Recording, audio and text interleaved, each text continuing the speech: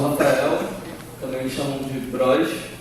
Eu sou da Kizomba, faz parte do movimento estudantil brasileiro, um dos maiores correntes do movimento estudantil brasileiro. Eu fui do DCE da PUC, onde eu me formei em Relações Internacionais. Vou convidar vocês aqui a fazer algumas reflexões, assim, umas reflexões de conjuntura, vou fazer algumas provocações, algumas frases que eu escrevi aqui.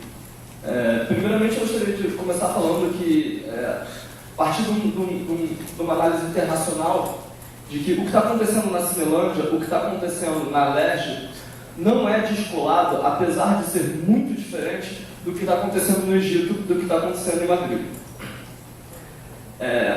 Em comum, eles têm uma luta pela ampliação da democracia, por mais democracia. A gente pode entender, por exemplo, que no Egito eles queriam derrubar um governo totalitário. Na Europa, eles estão lutando contra os avanços do neoliberalismo.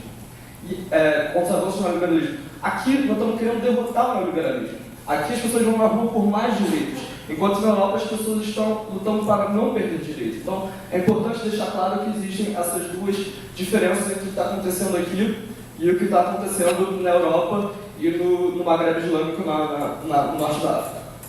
Então, nós precisamos entender, por exemplo, que nós estamos passando por uma crise econômica, uma crise política, econômica e social. O capitalismo, ele não tem crises, ele gera crises, ele administra crises, ele é crise.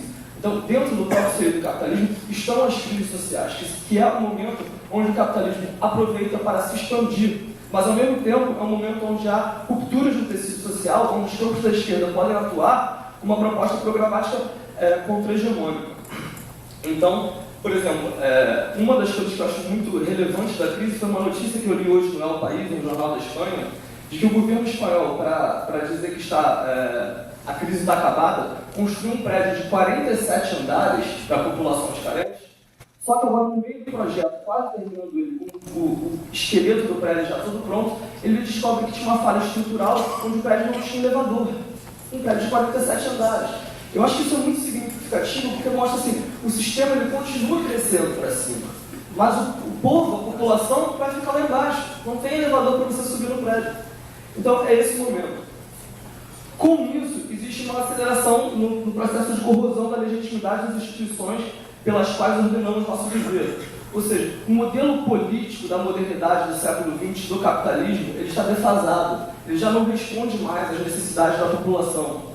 Há uma nova composição do trabalho que administra a nossa vida e que faz com que a gente tenha novos atores e novas perspectivas de luta, entrando em pauta questões, por exemplo, como rede, colaboração, comunicação, organização, enxame. Então, essas coisas precisam ser entendidas pelo campo da esquerda para a gente atualizar a nossa intervenção na luta política e social. Desse ponto de vista das crises das instituições, eu gostaria de lembrar uma coisa que o Gramsci falava, que existiam momentos onde o velho não tem força para continuar e o novo não tem força para substituir o velho. E é nesse momento que a gente vive os piores fenômenos políticos. Ao meu entender é isso, o capitalismo não tem mais força para continuar, mas ao mesmo tempo os setores de esquerda não têm força para implantar um projeto hegemônico de socialismo democrático.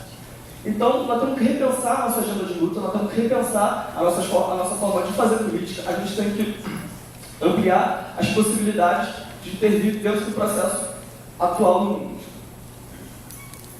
Aí, entrando na conjuntura nacional, eu acho que a pergunta que a gente tem que fazer é por que os levantes que aconteceram nesse momento nas ruas não aconteceram durante os 8 anos do governo Fernando Henrique Cardoso, onde a população era muito mais explorada, onde o pobre era muito mais pobre. Eu acho que a resposta para isso deve ser dada com o pensamento que o Jean-Luc Mélenchon, que foi candidato a presidente da França pelo campo da esquerda, ele escreveu um texto onde ele deixou muito claro o seguinte, uma das frases é a seguinte: o que está acontecendo no Brasil não é contra o governo do PT, ele só existe pelo governo do PT. E aí eu explico.